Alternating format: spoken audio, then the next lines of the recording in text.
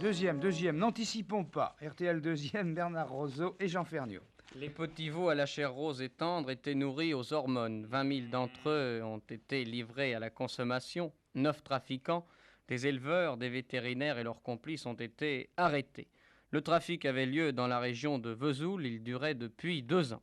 Il y a 2 ans, en effet, un vétérinaire de la Haute-Marne, en procédant à l'autopsie d'un veau, s'est aperçu que l'animal avait subi à l'oreille une implantation destinée à favoriser sa croissance.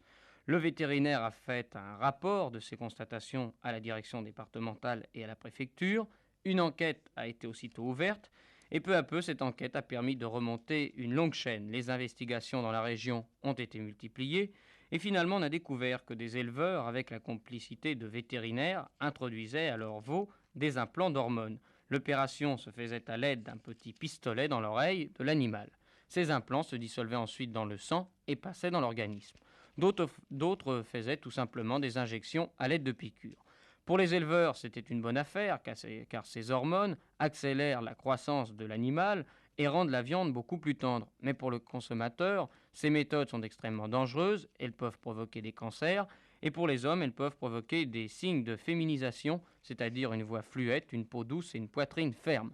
Au total, 20 000 veaux en 2 ans avaient reçu ces hormones.